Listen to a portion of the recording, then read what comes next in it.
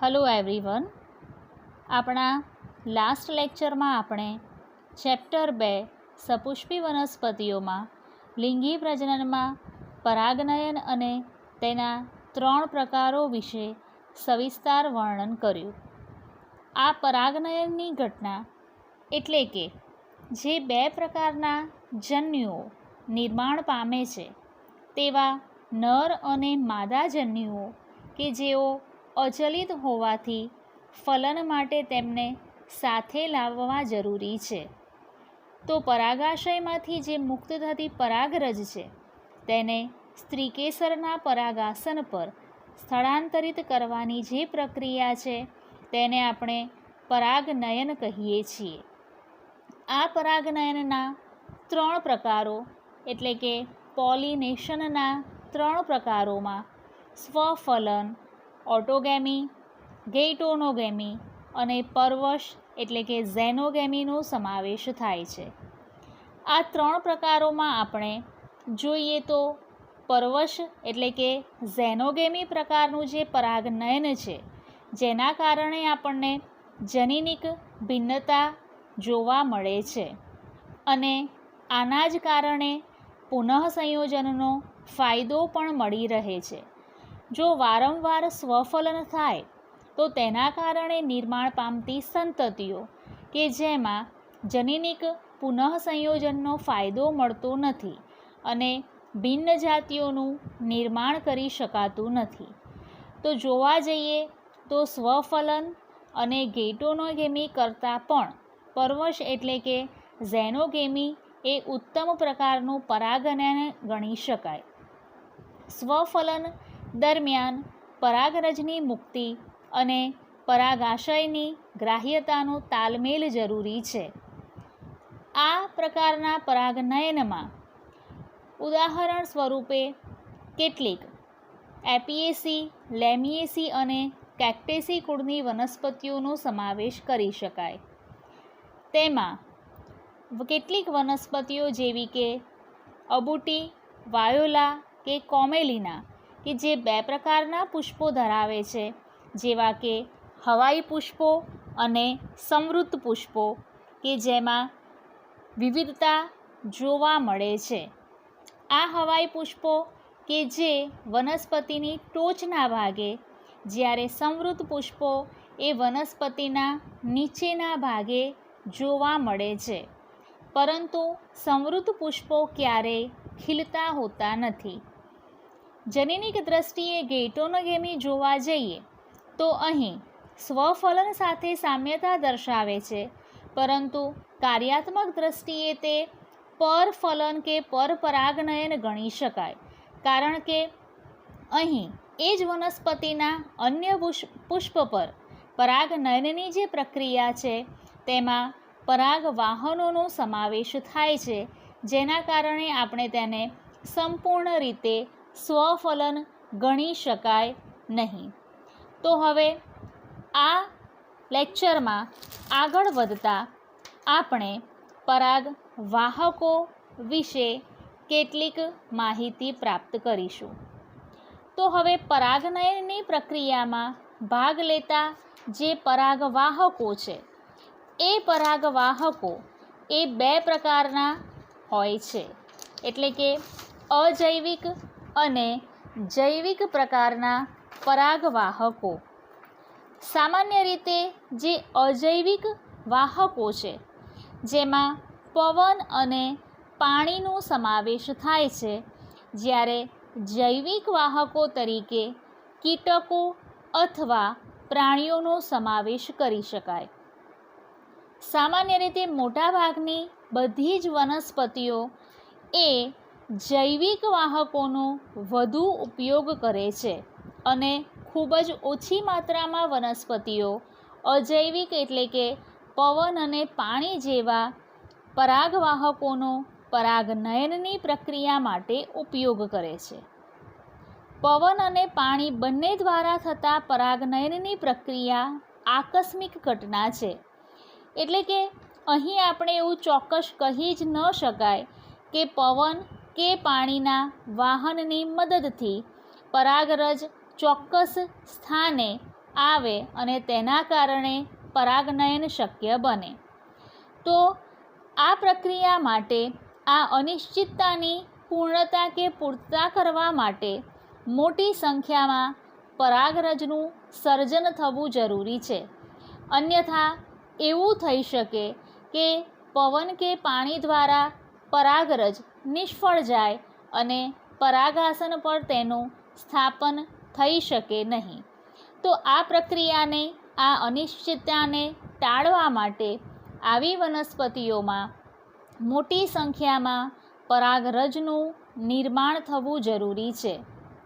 પરાગનયનના પ્રકારો જોઈએ તો 3 પ્રકારે પરાગનયન શક્ય છે: પવન દ્વારા, પાણી દ્વારા અને પ્રાણીઓ દ્વારા પરાગનયન. જે પવન દ્વારા પરાગનયનની ઘટના છે એને આપણે એનિમોફિલી તરીકે પણ ઓળખીએ છીએ.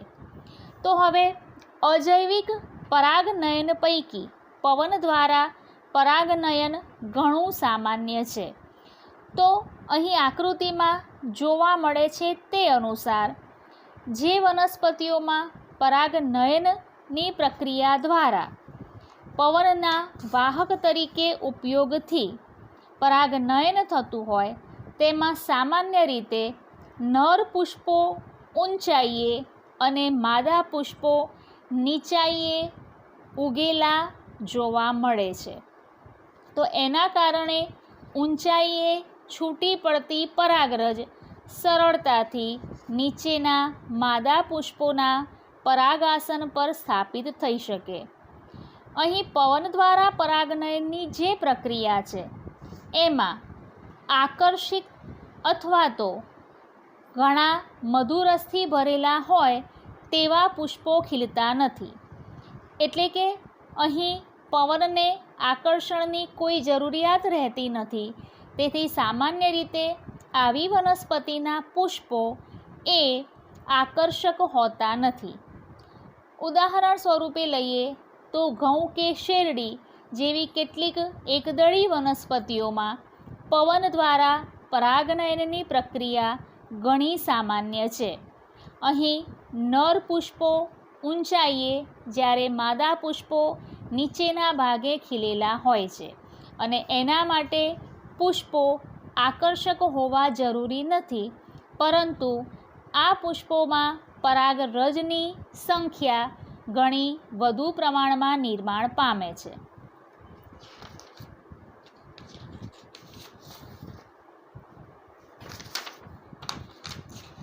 પરાગનયન માટે પરાગરજ નાની, સૂકી અને હલકી તથા ચિકાશ રહિત હોય છે.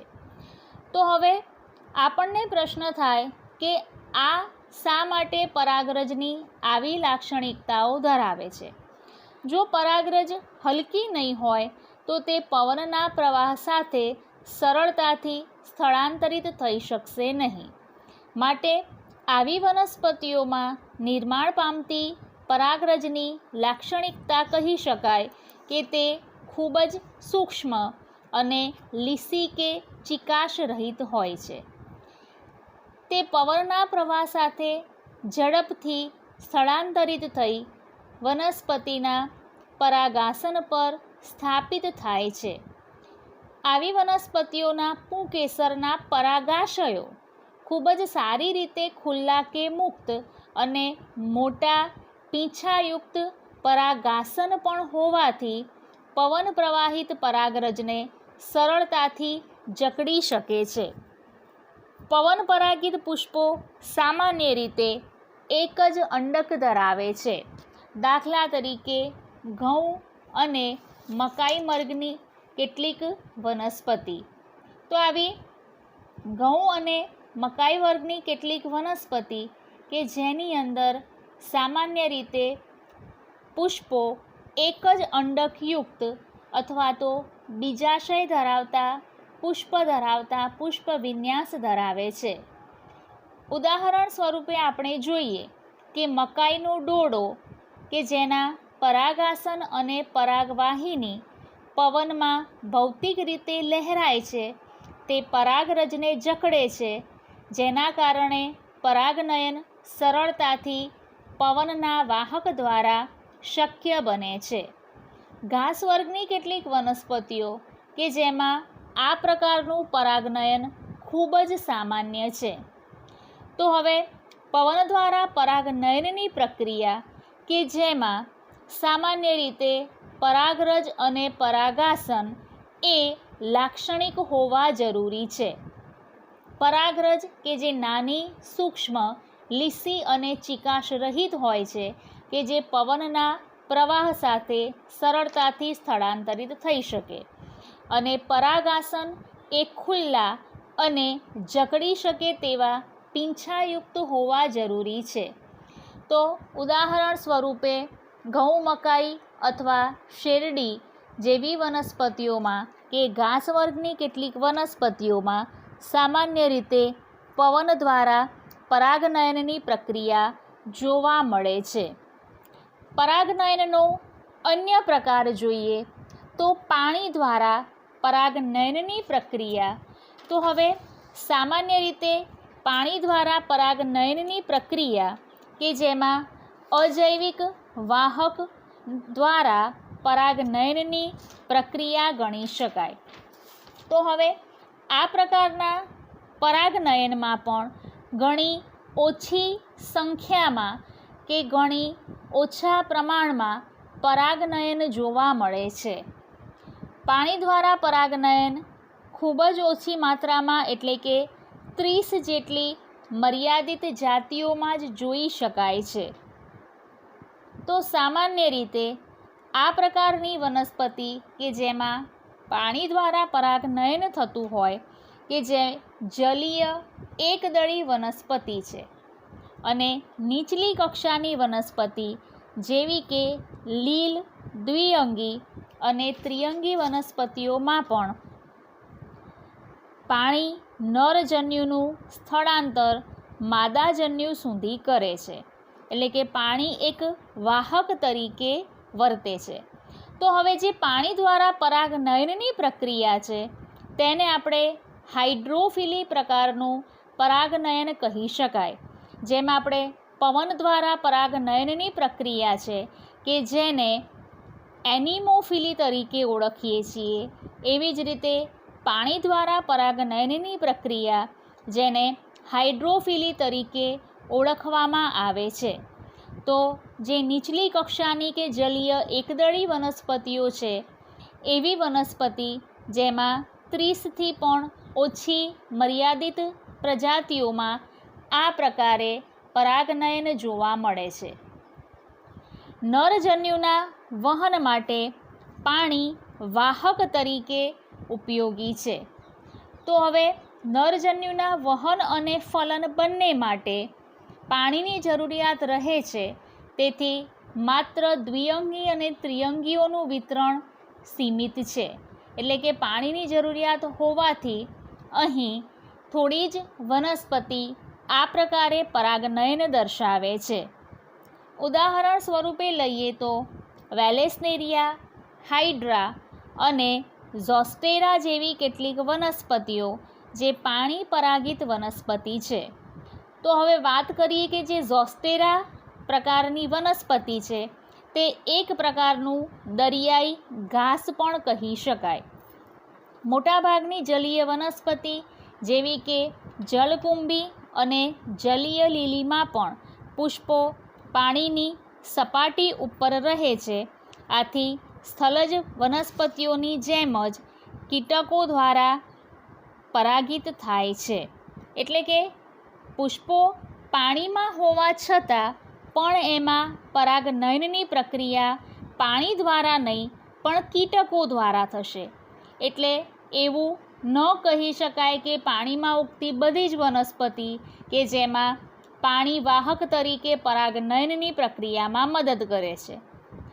એવું થઈ શકે અને ચોક્કસપણે થઈ શકે કે પાણીમાં ઉગતી વનસ્પતિ છે છતાં પણ તે કીટકો કે પ્રાણી દ્વારા પરાગનયનની પ્રક્રિયા દર્શાવે.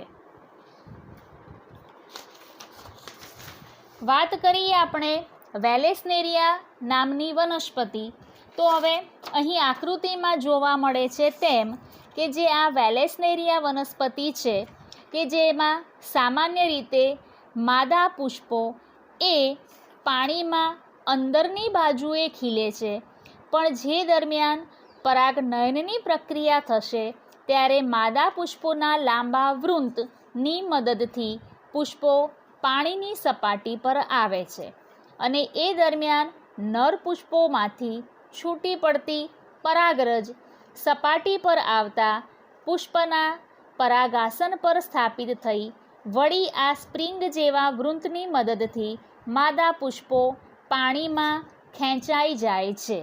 એટલે કે વેલેસનેરિયા નામની વનસ્પતિ કે જેમાં ખૂબ જ સામાન્ય પ્રકારે પાણી વાહક તરીકે ઉપયોગ કરી અને પરાગનયનની પ્રક્રિયા પૂર્ણ કરે છે.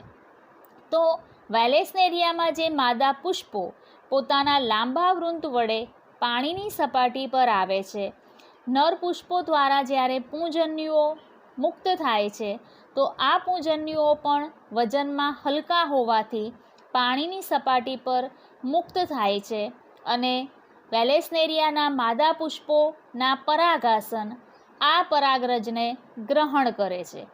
તેથી જે માદા પુષ્પના પરાગાસન પર સ્થાપિત થાય છે તેમાંથી પરાગરજના અંકુરણની પ્રક્રિયા થયા પહેલાં માદા પુષ્પના વૃંત પાણીમાં પાછા ખેંચાઈ જાય છે અને પાણીમાં નિમગ્ન રહે છે. આવી જ રીતે દરિયાઈ ઘાસ ઝોસ્ટેરા કે જેમાં માદા પુષ્પો હંમેશા પાણીમાં જ રહે છે અને પરાગરજ પાણીમાં મુક્ત થાય છે અને આવી પરાગરજ લાંબી પટ્ટીમય પરાગરજ છે અને પાણીમાં નિષ્ક્રિય રીતે વહન પામે છે. એટલે કે તેના વહન માટે કોઈ પણ પ્રકારની શક્તિની આવશ્યકતા પણ રહેતી હોતી નથી. એ લાંબી પટ્ટીમય છે જેથી હલેસાની માફક પાણીમાં હોડીની જેમ તરી શકે છે અને પરાગાસન સુધી પહોંચી શકે છે. મોટાભાગની જલપરાગિત વનસ્પતિઓમાં પરાગરજ ભેજથી રક્ષણ માટે શ્લેષ્મથી આવૃત હોય છે. જો પરાગરજ શ્લેષ્મથી આવૃત ન હોય તો તેનું વિઘટન પાણીની મદદથી ઝડપથી થાય અને જો પરાગરજનું વિઘટન પરાગાસન પર પહોંચતા પહેલાં જ થઈ જાય તો તે ફલન માટે સક્ષમ રહેતી નથી. પવન કે પાણી પરાગિત પુષ્પો આકર્ષક કે રંગબેરંગી હોતા નથી. તો હવે ફરીથી આપણે વાત કરીએ કે જે પવન દ્વારા પરાગિત વનસ્પતિઓ છે કે જેને આપણે એનિમોફિલી તરીકે ઓળખીશું અને જે પાણી દ્વારા પરાગનયનની પ્રક્રિયા છે તેને હાઇડ્રોફિલી તરીકે ઓળખવામાં આવે છે. સામાન્ય રીતે ત્રીજો પ્રકાર એટલે કે પ્રાણી દ્વારા પરાગનયન કે જેમાં પ્રાણીઓ દ્વારા જે પરાગનયનની પ્રક્રિયા છે એને ઝૂફિલી અને કીટકો દ્વારા જે પરાગનયનની પ્રક્રિયા છે એને એન્ટેમોફિલી તરીકે ઓળખવામાં આવે છે. હવે અહીં આપણે પ્રાણી દ્વારા પરાગનયન કે જેમાં પ્રાણીઓ અને કીટકોને સામૂહિક રીતે ઝૂફિલી ઘટના તરીકે જ વર્ણવી છે. મધમાખી, પતંગિયા, ભૃંગ કીટકો, ભમરીઓ, કીડી, ફૂંદા, પક્ષીઓ તથા ચામાચીડિયું એ સામાન્ય પરાગવાહકો છે. આ પ્રાણીઓ પૈકી કીટકો ખાસ કરીને મધમાખી પ્રવાહી જૈવિક વાહકો છે. આ પ્રભાવી જૈવિક વાહકો એટલે કે મોટાભાગની વનસ્પતિઓમાં આ મધમાખીઓ પરાગનયન પ્રેરે છે. તો આપણે એમ કહી શકાય કે પ્રાણી દ્વારા જે પરાગનયનની પ્રક્રિયા છે એમાં પ્રભાવી વાહક તરીકે મધમાખીનો સમાવેશ થાય છે. આ ઉપરાંત પ્રાઇમેટ્સ જેવા કે લેમુર, વૃક્ષારોહી, તીક્ષ્ણ દાંતવાળા પ્રાણીઓ, સરીસૃપો જેવા કે ગેકો ગરોળી અને કાચિંડો પણ મહત્ત્વના પરાગવાહકો છે.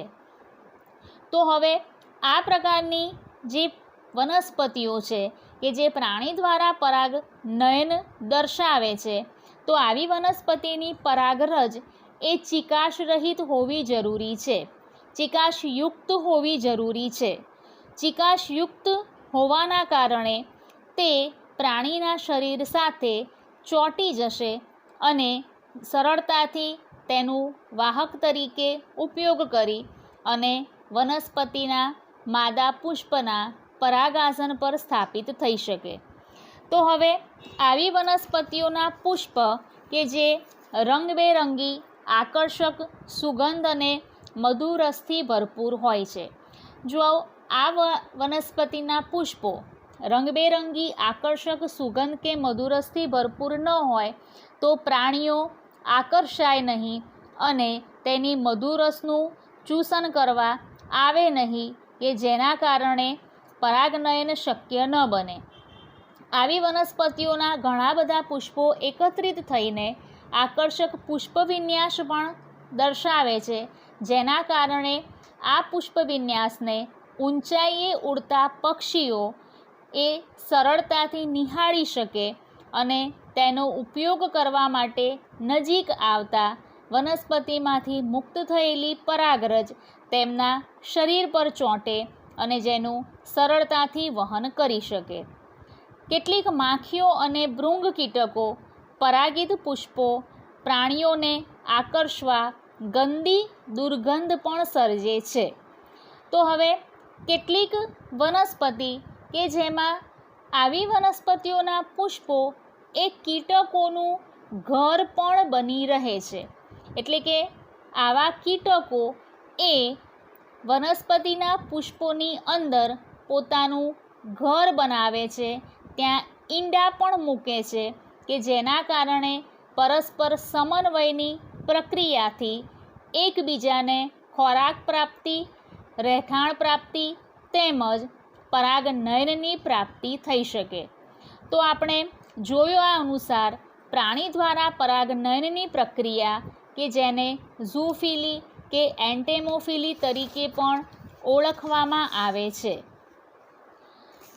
પુષ્પો પ્રાણીઓને આકર્ષવા ઉપરાંત મધુદ્રવ્ય આપે છે અને પ્રાણી દ્વારા પરાગિત પુષ્પોમાં પરાગરજ ચિકાશયુક્ત હોય છે, જે પ્રાણીઓના દેહ પર પરાગરજ સાથે પરાગાસનના સંપર્કમાં આવે છે અને પરાગનયનની પ્રક્રિયા પૂર્ણ થાય છે.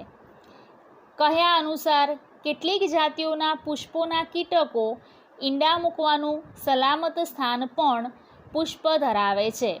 દાખલા તરીકે સુરણ જાતિની વનસ્પતિ કે સુરણનું પુષ્પ જે 6 ફૂટ જેટલી ઊંચાઈ ધરાવે છે અને જે કીટકોને ઈંડા મૂકવા માટેનું સ્થાન આપે છે. આવો જ આંતરસંબંધ ફૂંદાની જાતિ અને યુક્કા વનસ્પતિ વચ્ચે પણ જોવા મળે છે અને આ બંને સજીવો એકબીજા વગર પોતાનું જીવનચક્ર પૂર્ણ કરી શકતા નથી. કેટલાક ફૂંદા પોતાના ઈંડા બીજાશયના પોલાણમાં મૂકે છે અને પુષ્પ તેના બદલામાં ફૂંદા દ્વારા પરાગિત થાય છે અને જ્યારે બીજનો વિકાસ થાય ત્યારે ફૂંદાની ઈયળ કે ડીંબ ઈંડામાંથી બહાર આવે છે. એટલે કે એનું સ્ફોટન થતાં ઈંડામાંથી બહાર આવે છે. પરિણામ સ્વરૂપે બીજનો પણ વિકાસ થાય, ઉપરાંત ફૂંદાને પોતાના ઈંડામાંથી ઈયળ કે ડીંબ પણ બહાર નીકળી રક્ષણ મેળવી શકે છે. ઘણા કીટકો પરાગનયન વગર જ મધુરસ કે પરાગરજનો ઉપયોગ કરે છે અને આવા કીટકોને લૂંટારૂ કીટકો કહે છે, કે જે પરાગનયનની પ્રક્રિયામાં કોઈ પણ પ્રકારનો ભાગ ભજવતા નથી, છતાં પણ તેમાંથી મધુરસની પ્રાપ્તિ કરે છે.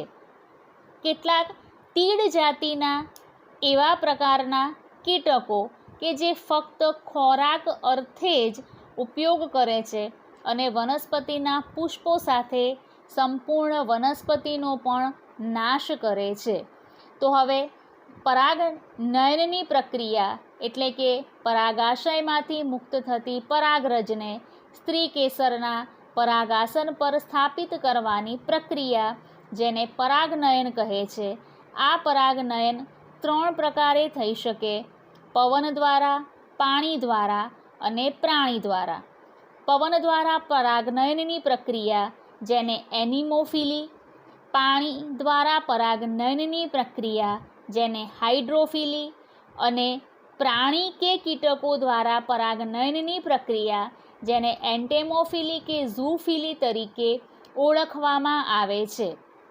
મોટાભાગે વનસ્પતિઓ અજૈવિક વાહકો કરતાં જૈવિક વાહકોનો જ પરાગનયનની પ્રક્રિયા માટે વધુ ઉપયોગ કરે છે. Next topic will teach in our next lecture. Till then, thank you so much.